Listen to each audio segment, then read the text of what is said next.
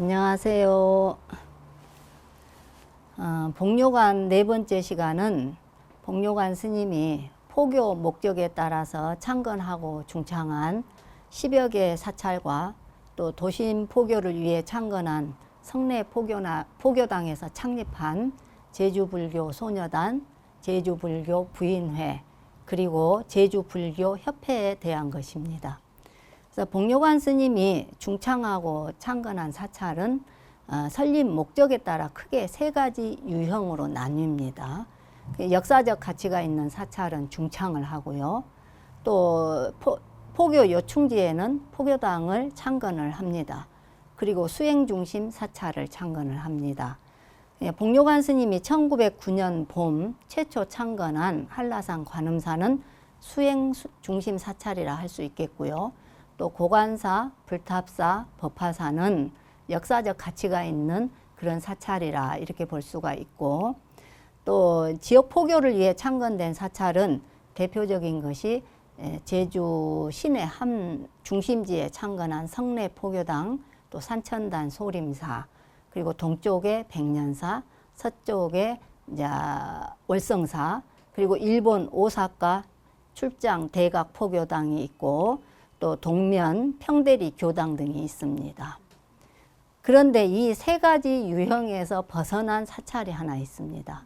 앞 시간에 우리가 언급했던 법정사입니다. 이거는 바로 법정사, 항일운동 하는 사람들의 은신처로 창건한 것이 법정사라고 제가 말했던 것처럼 사람 눈에 띄지가 않아요. 이제 요즘 연구자들이 말하는 것처럼 뭐 새벽 예불에 일반 민중들이 와서 예불을 했고 그랬다 하는데, 거기는 예불을 다닐 수 있는 그런 지역이 아닙니다. 사람이 다니기가 그렇게 쉬운 장소가 아니었어요. 지금은 도로가 이렇게 뚫려 있지만은 가기가 상그럽거든요. 근데 그때는 더 힘들었어요. 복료관 스님 사람 눈에 안 띈 곳에다가 창건을 했기 때문에 거기는 사람 눈에 띌 수가 없는 장소입니다. 제주 또 성 안에 이제 거주하던 신도들이 한라산 관음사를 가려면 반나절 시간이 걸렸다고 그래요. 그러니까 이제 만약에 내일 내가 불공을 하려면 오늘 이제 불공할 이제 공약물을 가지고 산천단에 가서 하룻밤을 자고 다음날 아침 새벽에 그 공약물을 이고 관음사를 가서 사실불공을 했다고 그래요. 근데 이제 겨울에는 한라산에 눈이 오거든요. 눈이 오면 사람들이 왕래할 수가 없었답니다.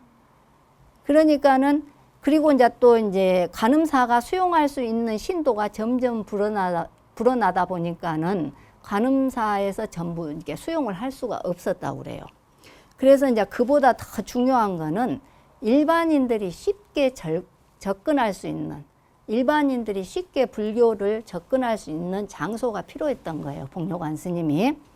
그래서 이제 사찰과 제주 시민과의 거리를 아주 최소화한 그런 장소가 필요했는데, 그래서 복료관 스님이 당시 상권 중심지예요. 거기가 중심지에 500여 평의 땅을 매입을 하고는 거기에 성내 포교당을 창건합니다. 이게 관음사는 신자들의 기도 장소로 역할을 했고, 성내 포교당은 포교에 관한 예식이나 범절, 또 일체 불교 회의, 또 행사를 거행하고, 또 불교 의례에 의한 결혼식, 이런 장소로 역할을 분담한 것입니다. 관음사하고. 그래서 1925년 제주시 포교 요충지에 창건된 성내 포교당은 훗날 중앙포교당으로 이름이 바뀝니다. 지금은 대각사라고 하고 있습니다. 창건 당시에도 상권의 한 복판이었지만은 지금 제주도를 여행하시는 분들이 거의 다 들려간 곳이 동문시장입니다. 바로 동문시장과 이렇게 근접해 있어요. 그래서 지금도 상권의 중심지라 이렇게 보시면 됩니다. 그래서 당시 포교당에는 새벽 예불에 남자 신도가 한 40여 명이 참석을 해서 예불을 했다고 그래요. 그때 뭐 남자분들은 신심이 아주 여자분들보다 훨씬 더 깊었다 이렇게 보고 있는데, 복료관 스님은 성내 포교당에서 제주불교 소녀단과 제주불교 부인회를 창립해가지고 신여성운동에 앞장을 섭니다. 그리고 제주 불교 확충을 위해서 제주 포교당 안에 제주 불교 협회를 둡니다. 제주 불교 협회 사무실을 성내 포교당 안에 두는 거죠. 그래서 성내 포교당은 근대 제주 불교 중흥에 기여한 장소일 뿐만 아니라 현대 제주 불교 역사에서도 아주 중요한 역할을 담당하고 있습니다. 1924년 조직된 제주 불교 협회는 1925년 성내 포교당이 이제 창건이 되잖아요. 그러면서 이제 성내 포교당 안으로 거점지를 정해서 놓고 이제 활발한 활동을 하는데 대부분이 대흥사계 관음사 스님들이 협회 회장을 했다고 합니다. 근데 제주불교 소녀단은 그 슬로건이 있습니다. 근데 제가 이 슬로건은 못 외우니까 한번 읽어 드릴게요.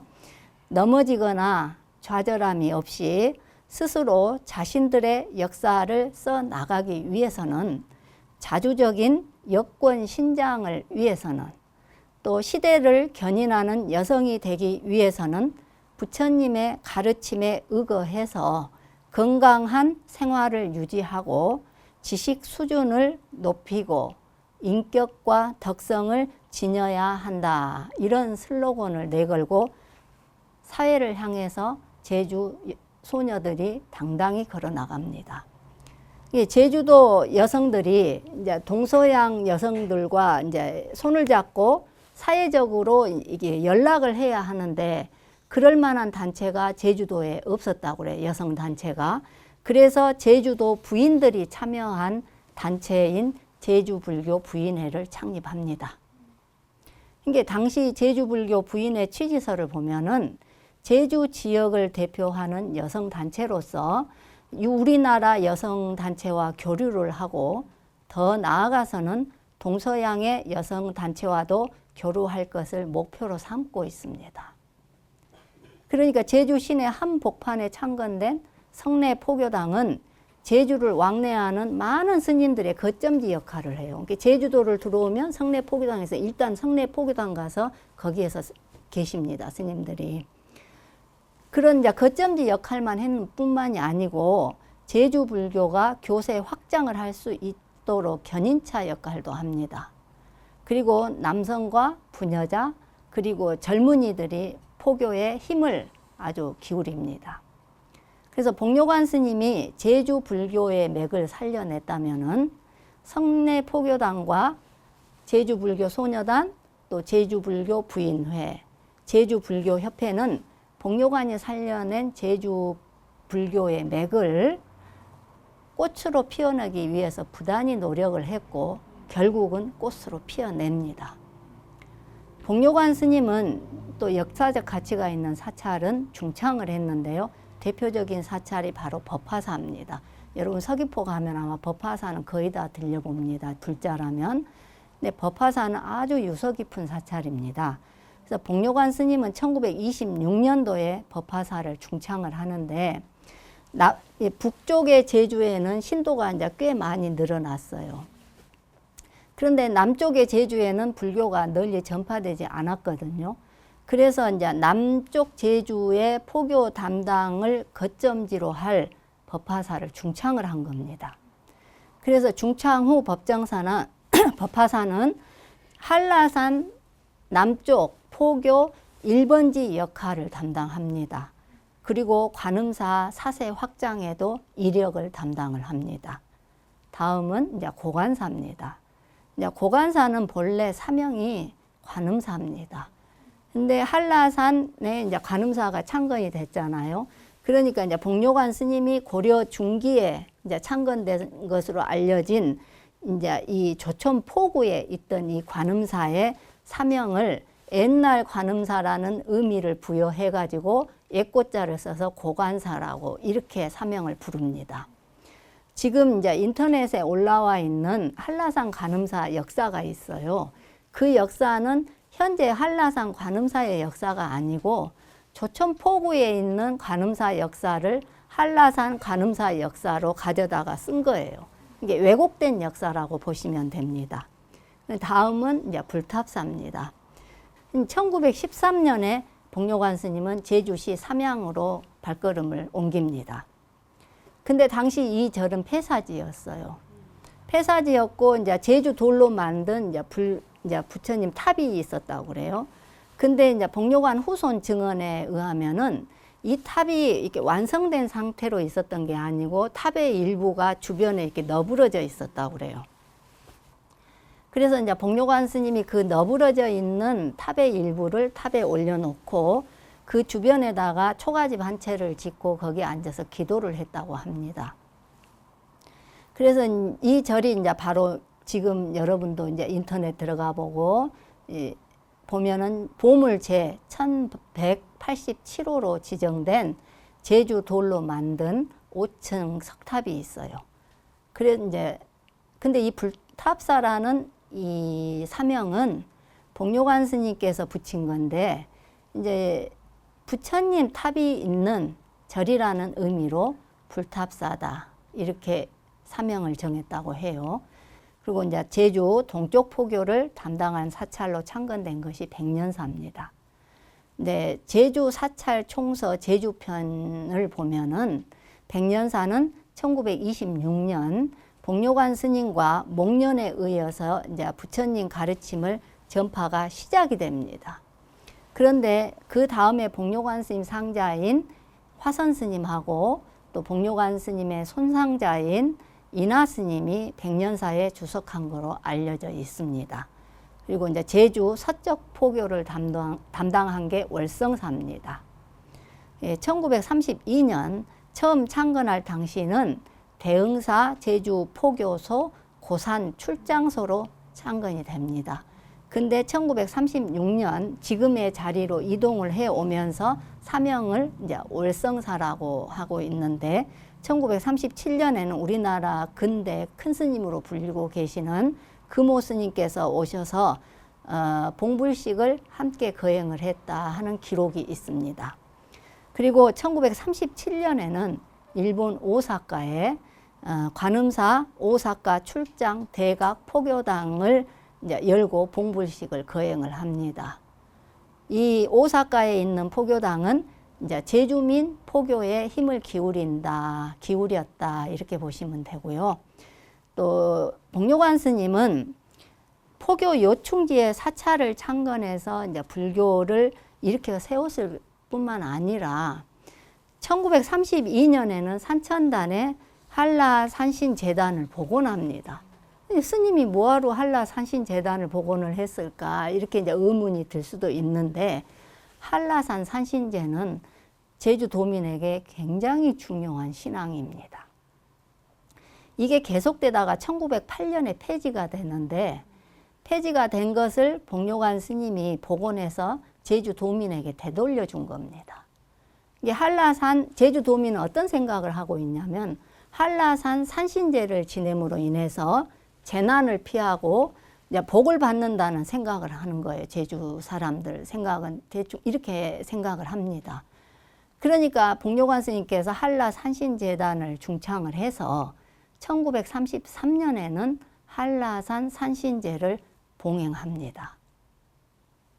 그러니까 제주 도민들이 한라산신에 기대서 희망을 가질 수 있도록 복료관 스님이 한라산 산신제를 제주 도민한테 되돌려 준 거죠. 예, 복료관 스님이 한라산 산신제를 복원한 거는 복료관 스님의 원력이 뭐였냐면 고통에 처해 있는 많은 사람들에게 도움이 돼서 그들을 고통에서 벗어나게 한다는 그 원력을 한층 더 실천한 것이다 이렇게 봅니다. 그래서 제주도 곳곳을 다니면서 활동을 했던 이제 복료관 스님이 시내를 내려올 때면은요, 복료관 스님을 보는 것만으로도 제주도 시민들은 아주 좋아했다고 그래요. 그 이제 어떻게 말을 하냐면은 복료관 스님한테 은덕을 입은 사람이 한둘입니까? 셀 수가 없지. 이렇게 말을 하는 것으로 봐서 복료관 스님은 꽤나 인기가 있었던 그런 분이었던 것 같아요. 그리고 이제 이전 시간에도 말을 했듯이 황폐한 샘은 또 복원해서 오가는 사람들이 물을 마실 수 있게 했고, 또 의사를 찾아갈 형편이 안 되는 사람들은 복료관 스님이 또 풀을 이게 병에 맞는 약초를 말해줘서 이제 뜯어먹게 해서 그분들이 이제 병을 낫게 해줬는데 얼마나 고마웠겠어요. 정말 고마웠겠죠. 지금 우리가 조금 아파서 돈이 없어서 큰 병을 못 고칠 때 누가 조금 도움만 줘도 그야말로 고마운 마음이 이루 말할 수가 없잖아요. 그죠?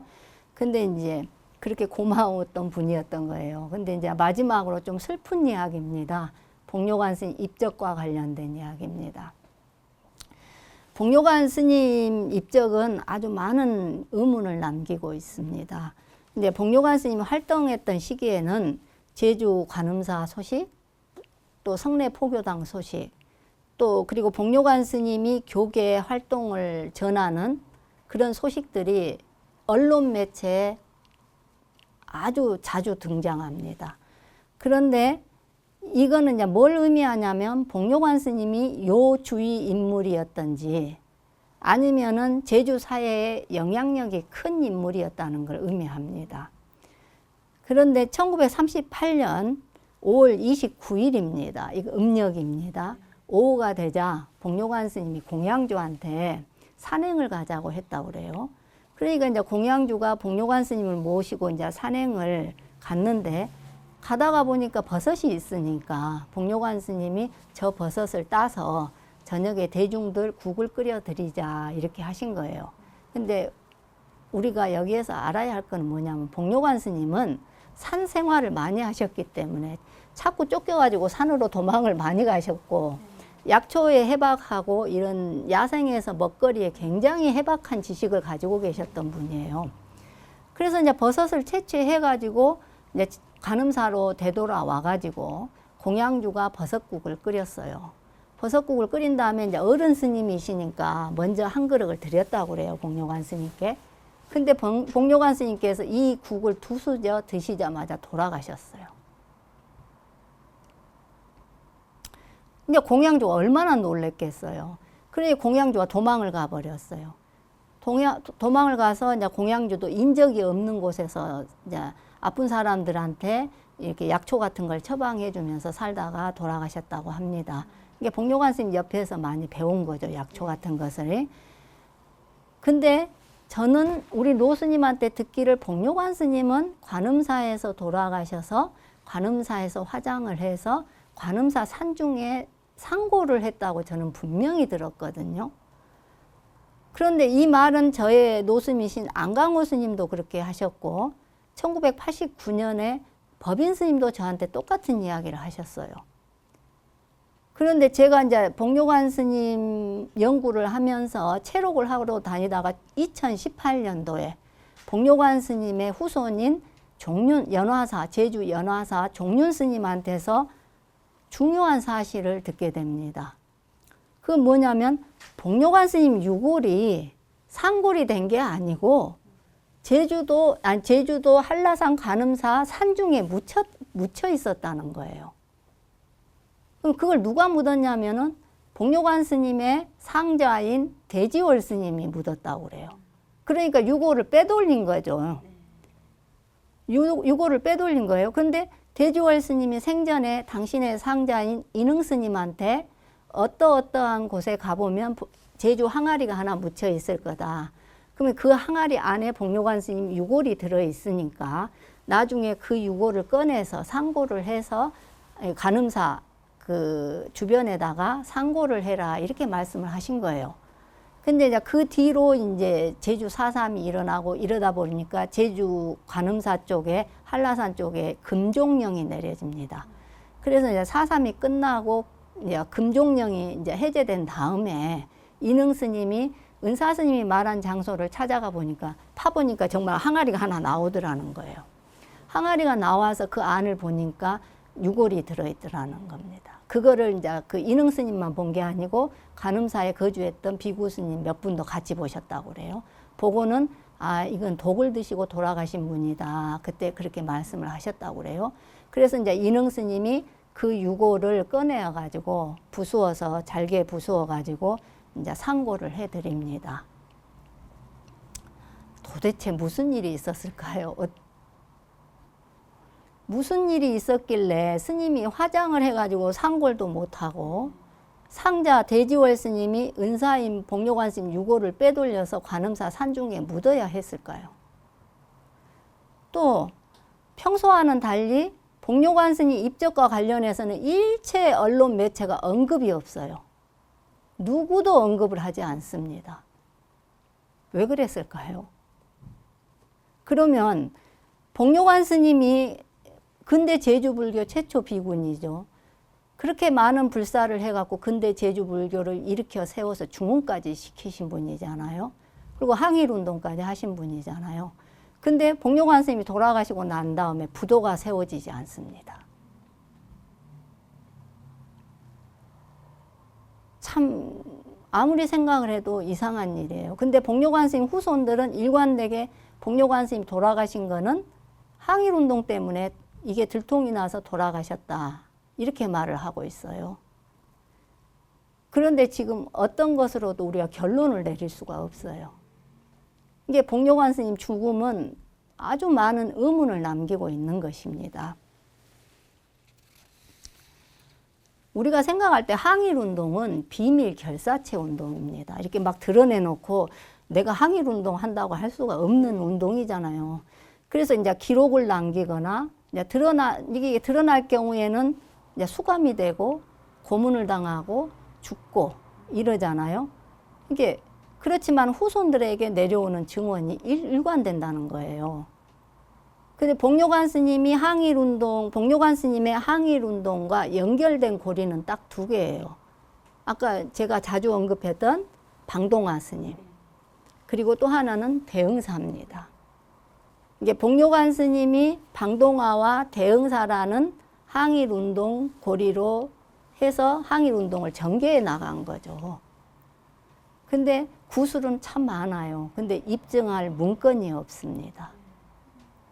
그러니까 앞으로 관련 자료는 이제 더 찾아야 하고 기존의 자료는 사실에 맞는지 철저히 고증하는 것이 우리의 과제입니다. 지금까지 복료관 스님에 대한 첫 번째 시간부터 네 번째 시간까지의 강의를 모두 마치겠습니다. 수고하셨습니다. 감사합니다.